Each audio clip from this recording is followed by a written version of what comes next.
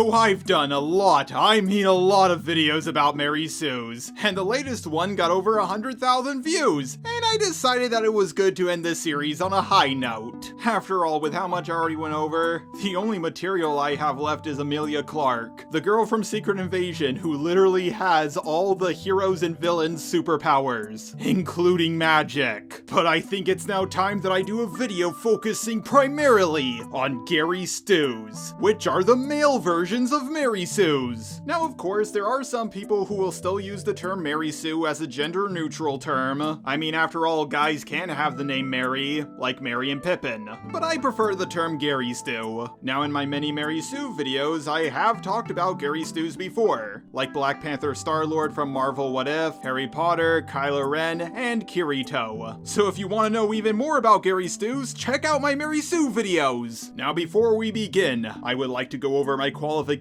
for what a Gary Stu or Mary Sue is. Level 1 is being born as a prodigy, a chosen one, or just having a lot of power right when you come out of the womb. Level 2 Mary Sues are characters who have all the other characters in their verse excuse their horrific, terrible actions. Level 3 for a Mary Sue is being almost good at everything. A lot of writers do this trope known as the anti-Sue. Basically, they have a character who's perfect at everything, but they're not good at one specific thing like cooking. That way they can say, "Oh, this character isn't a Mary Sue." But the fourth and most important factor for a character being a Mary Sue is if you, the audience, actually wants to be them. Sure, characters like Broly and Naruto were born with a high power level, but do you actually want the life they have? The main thing that separates the Gary Stu from the Mary Sue is the harem.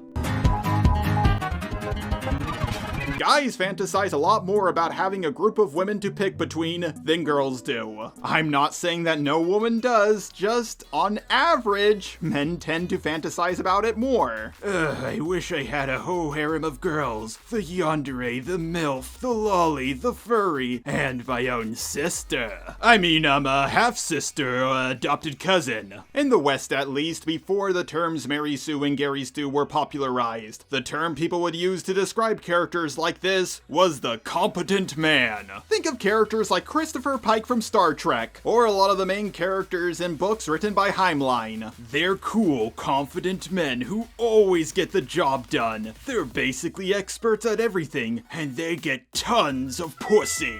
And even nowadays in the West, we have characters like Rick from Rick and Morty. Now, he didn't become a Gary Stu until the start of Season 3, where, in the first episode of Season 3, he's described as the smartest man in the universe, when that was never a thing that was established in seasons 1 or 2. Hell, later on in the episode, it's heavily implied that he's the smartest man in the multiverse. He takes out a whole army of himself. He just keeps getting more and more powers and abilities, up to the point where even if he's killed, his consciousness will just be revived in a different body from another universe. Hell, Wasp Hitler? And of course, almost every single modern day video game character is a Gary Stu as well. I am tired of constantly being praised when I haven't done anything yet. Well, great douchebag is such a skillful warrior. Did you see how he moved that ladder and used it to climb up? He truly is the most powerful king in all the realms. Holy fuck, he's amazing. I feel like a millennial getting a participation trophy from a boomer. The praise feels hollow because, well, it is. But at least when it comes to media that the West is producing, there's certainly a lot more Mary Sues than Gary Stus. However, when we look to the East, specifically anime, and even more specifically, Isekai Animes, there are Gary Stus for days. But before we get to the Isekai Animes, let's talk about JoJo's Bizarre Adventure. I already went over Jotaro. All he is an asshole to everyone, even his own mom. He's a cool bad boy that all the girls fawn over. He's super edgy, he has the second most powerful stan, at least in part 3, but it's still described as one of the most powerful stans in part 6. And unlike every other Joestar who uses strategy, he just uses brute force. Jonathan Joestar was fighting a vampire underwater. His choices were either to drown or swim up and get stabbed.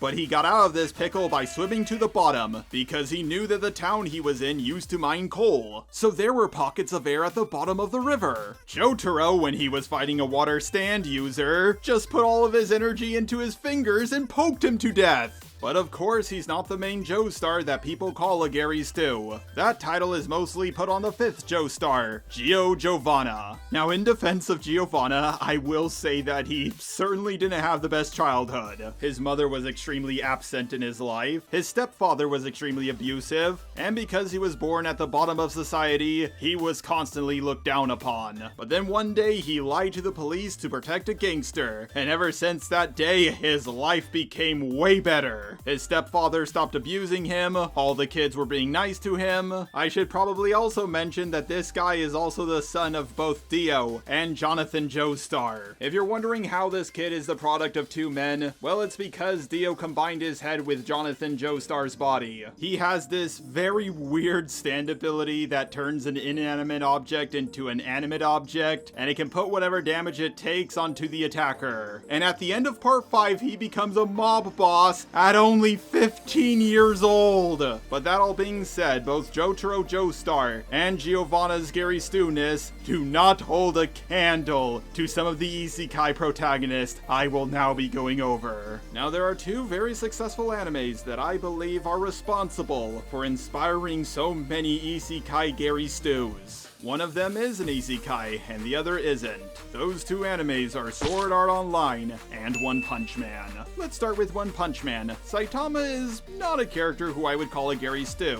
Sure, he's stupidly powerful, but his life is pretty boring and dull, and most people don't seem to like him. I can perfectly understand why this anime became so successful. People were getting bored of shonen protagonists like Goku, Naruto, Luffy, and Ichigo. Sure, all of those shonen animes have huge fan bases, but watching a main character get more and more powerful as the series goes on in so many different animes, people wanted something new, and the author of One Punch Man finally asked the question, hey, what if Goku started off with Super Saiyan 3? Or what if Naruto started off with full control over the Nine Tails? And he gave us Saitama, a character who had the power that he would have at the end of the series, at the beginning of the series. But Saitama is not looking for glory, fame, or bitches. And even if he was, he's so overpowered that most people don't believe that he was the one who defeated those monsters single-handedly. The series still has drama because, well, Saitama can't be everywhere all at once. So when his friends are losing a fight, you wonder if they'll be able to make it out of this. And then we have the other anime, Sword Art Online. The main character, Kirito, is someone who I absolutely believe is a Gary Stu. And that does seem to be the popular opinion. His backstory is that he's a kid who spent all day playing video games inside. Wow, that's just like me! He's then trapped in the MMO known as Sword Art Online. Because he spent so much of his life gaming, he's more skilled than anyone else trapped in this world. And he's even more powerful than anyone because he was one of the original beta testers of this game. Oh my god, I wish that could happen to me!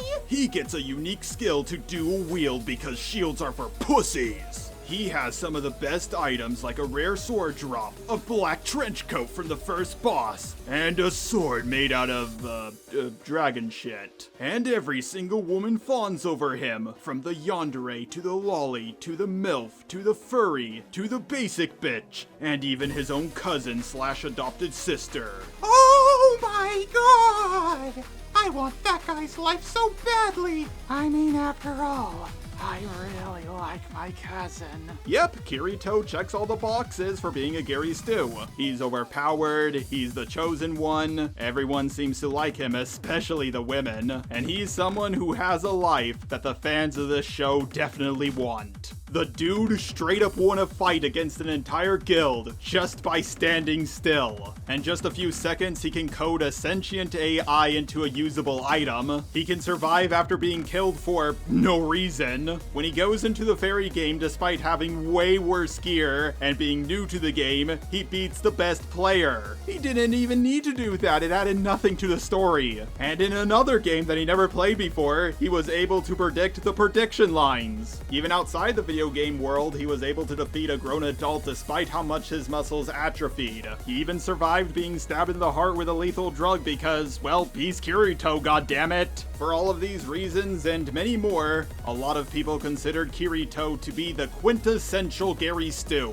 up to the point where they would put him on the same level as Rei's Mary-Sue-ness. But unfortunately, many manga authors saw the success of Sword Art Online and One Punch Man and decided to combine the two. Basically, they looked at Kirito and thought, you know what? That guy's not overpowered enough. So now it's time that we get into all the overpowered Gary Stus from Isekai Animes. And yes, a lot of these guys are even bigger Gary Stus than Kirito. Just type in anime recap on YouTube and you'll find dozens upon dozens of anime recaps about some of the most overpowered isekai protagonists you've ever seen. And when you think you found the biggest Gary Stu of them all, you just find an even bigger one. Now, isekai is not a word we have in English. All it means is journey to another world. Think of Narnia or Alice in Wonderland. Basically, some average Joe, a fat loser, or someone dying from a terminal illness either dies and gets transported to another world, finds a portal to another world, or enters an RPG MMO where they become the most powerful thing in the universe. Now, the first time I heard one of these anime recaps, I thought to myself, what a goofy and original story about an overpowered protagonist who gets everything he wants. And then I found out that it shared the plot as dozens and dozens of other isekais. Yeah, I've just never been into the isekai genre, so I decided to watch some anime recaps to learn about it. And I'm glad I did because now I have material for a video. Let's start off with farming life in another world. It starts with the main character dying after battling with cancer. God appears in front of him and is like, dude, I'm sorry for making your existence so horrible. I would like to grant you a wish. Yeah, I'm pretty sure a lot of people who are a fan of this anime think to themselves, man, my life is so shit, God himself deserves to give me a personal apology. Surprisingly, the guy only makes a humble request to be born as a farmer in an isolated area. And he knows how to farm because he watched nature documentaries. Bro, I've watched documentaries about how massive structures are built. That doesn't mean I know how to be a construction worker. So the guy is reborn, and because he's not used to having a body that can move around, he pushes his body into exhaustion. He also had diarrhea every single day because he didn't know how to purify drinking water. Eventually, he finally starved to death because he didn't use any pesticides, and he thought that selectively bred GMO modern day foods, like apples, bananas, and everything else, just naturally grew on trees. Oh wait, sorry, there was a typo in my script. None of that stuff happened because God gave him the most overpowered weapon in this world. It's a tool that can basically transform into anything, and he never gets exhausted, needs to sleep or eat, or basically do anything to survive. It can even grow plants from nothing. He then befriends some wolves and a spider that can make stuff for him.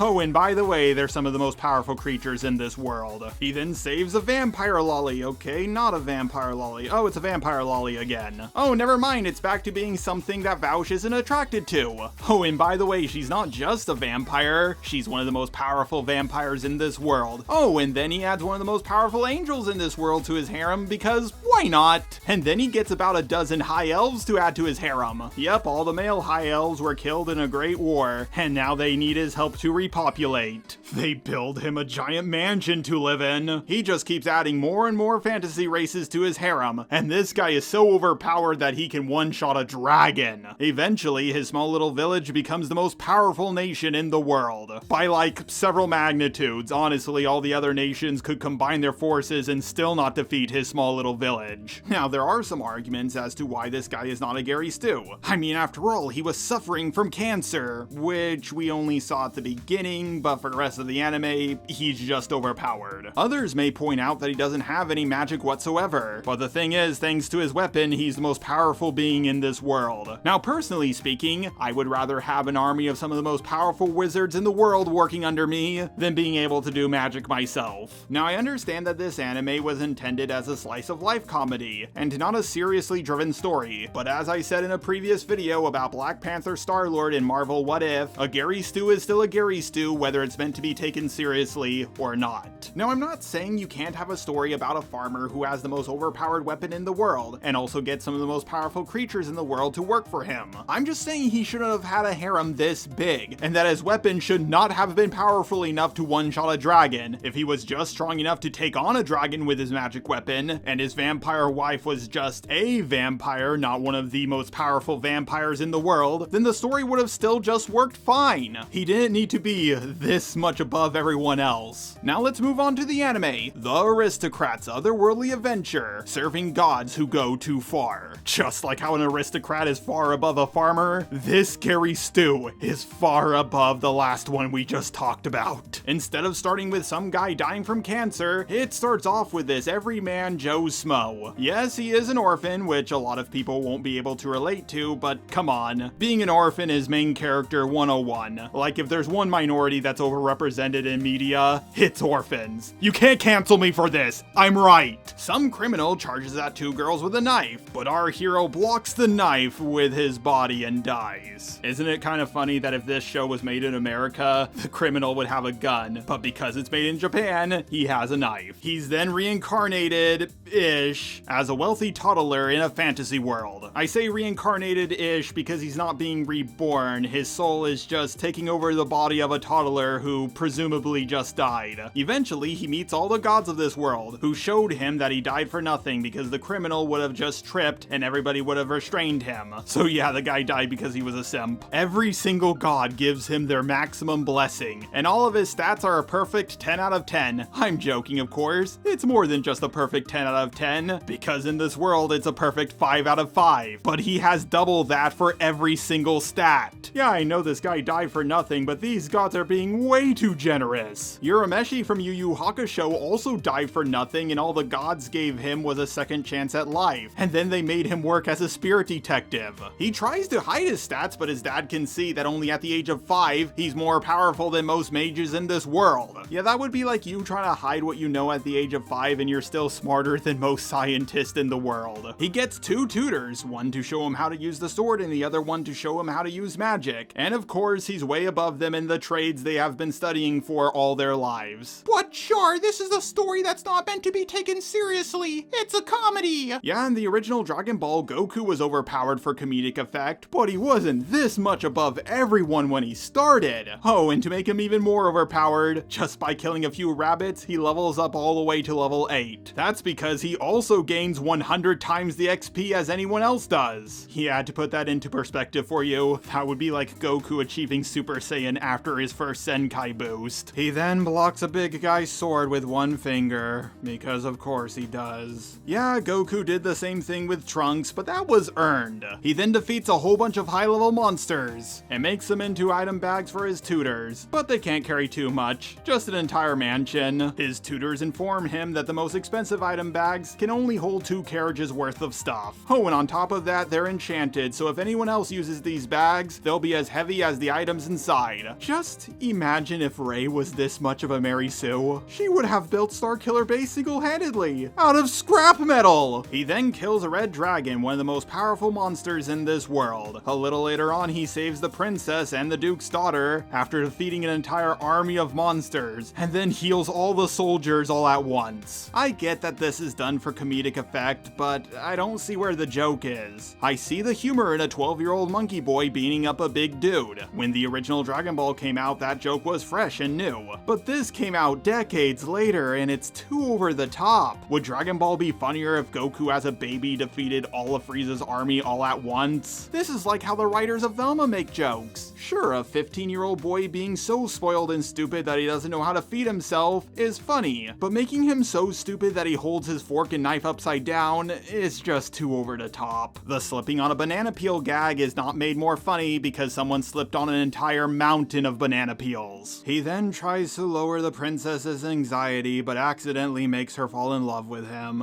Yep, this guy already got a harem started at the age of 10. Oh, and then the king rewards him with a mansion at the age of 10. Yep, this guy is an even bigger Gary Stu than the last Isekai Gary Stu we talked about, and he's only a third that guy's age. By the way, to complete this guy's Gary Stu status, almost every single person likes him, and for the very few who don't, like this one royal family, they get humiliated over and over again. I could go on and on about how this guy is a Gary Stu. He even gets the devil as a summon. He becomes so overpowered at everything that every other character becomes worthless. He doesn't even need maids to clean his mansion for him because he can just snap his fingers and, well, it's clean. Cleaner than those maids could ever make the place because there's not one speck of dust. He doesn't have a single challenge until he meets the god of creation. He actually trains to get stronger so he can defeat an evil god. Granted, he trains in a complete ripoff of the hyperbolic time chamber. Yeah, it's the whole 1 day in here is a year out there kind of thing. This dark god, by the way, was able to defeat an entire army of isekai protagonists, 2 of which were his parents. And of course, after training for 4 years, he surpasses the power level of the god of creation. So unlike Ray, at least this guy had to do a few years of training. But this guy is still so overpowered that only gods can challenge him. And this is just season 1. Now I know what you're thinking. This guy just has to be the biggest Gary Stu in Isekai Anime. Oh, you poor simple fool. This guy isn't even close to the biggest isekai Gary Stu. Because the next isekai protagonist I'm going to go over is just as much as a Gary Stu as this guy, but right from when he was born.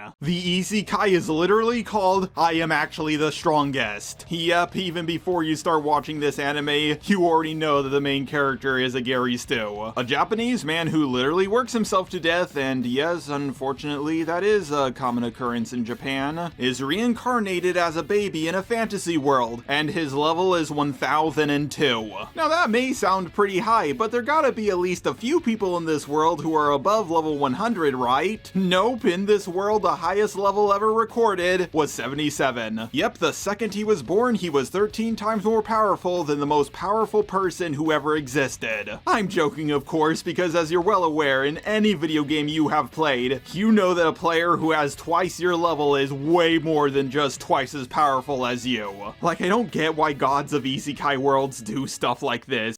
Since you died earlier in your life and in an unfair way, I'm going to make you so overpowered that it's going to completely offset the power system in this world. Have fun! If you're a theist watching this video, imagine if the god of our world did this. Yo dude, I just reincarnated from another world. I'm 100 times faster than Usain Bolt, 100 times smarter than Stephen Hawking, and I can punch 100 times harder than Mike Tyson. Isn't it cool that the god you worship gave me, a guy from a different universe that he didn't create, all these gifts? Anyways, the guy's level is so high that it can't even be properly read. So his parents abandon him in a forest, and as a baby, he defeats a flame Fenrir. Now obviously the name Fenrir comes from Norse mythology. It was the name of the wolf who would eventually devour the world. So yeah, this thing is obviously one of the most, if not the most, powerful fire elemental in their world, and he defeated it as a baby. He defeats it because he can use barrier magic. Later on we learn that this is an ancient form of magic that is difficult to learn, and it also doesn't require a constant supply of mana to use. So yeah, not only is this guy's level extremely high, but he also has basically infinite mana. Yeah, the last isekai protagonist we talked about defeated a red dragon when he was 5, but this guy defeated something just as powerful as that thing at the age of, I don't know, 5 hours? The flame Fenrir agrees to serve him, and it transforms into a beautiful woman.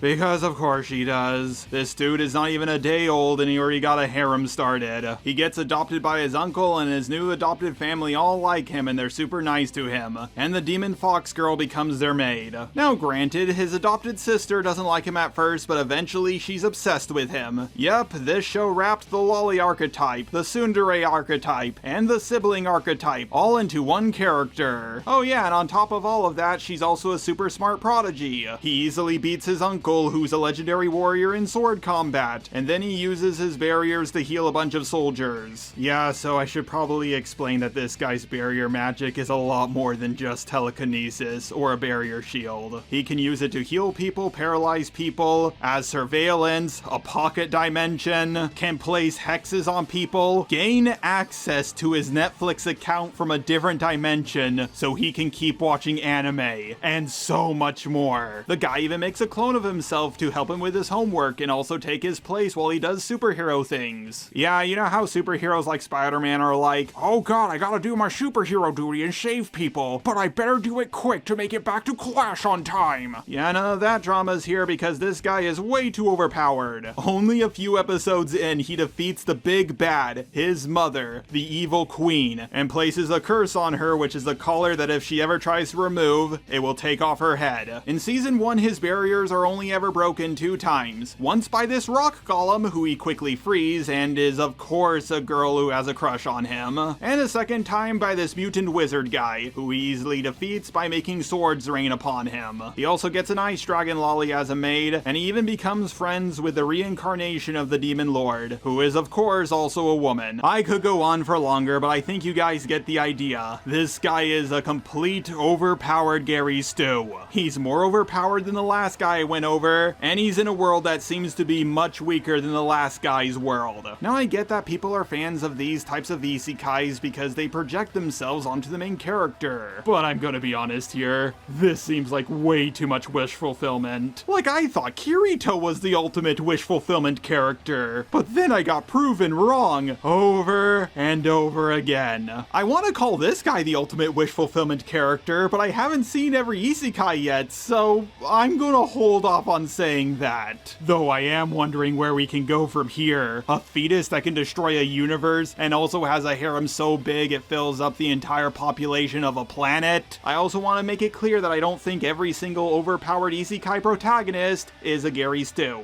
The girl from I'm a Spider So What does become overpowered, but she has to struggle so much to get what she wants. The guy from Got Reincarnated as a Slime does come close to being a Gary Stu, but at least he doesn't always get what he wants and he does have to struggle sometimes. Now for the longest time I really didn't know that much about isekai. Only in the last handful of months did I start doing research into the genre, and I found out quickly that modern day isekais pander to the moon and back. Old isekais like Alice in Wonderland, Narnia, Spirited Away, Inuyasha, and others were about the world, but now they're about the viewer.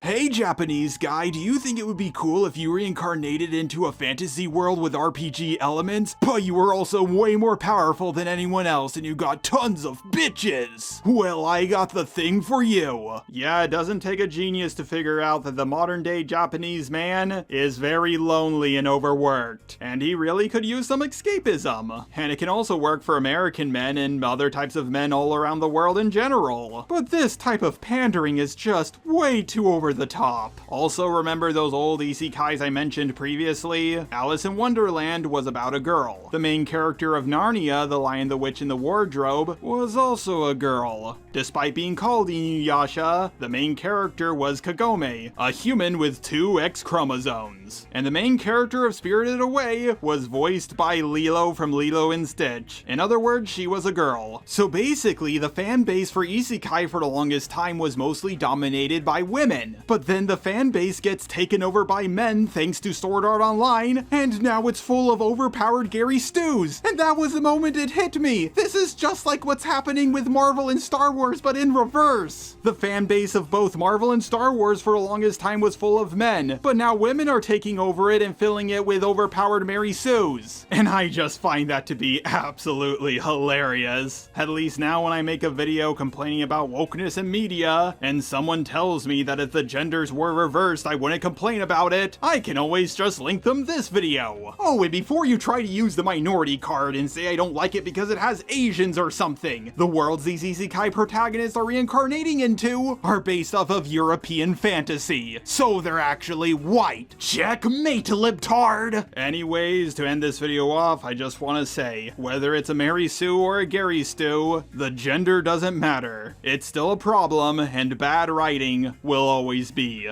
bad writing.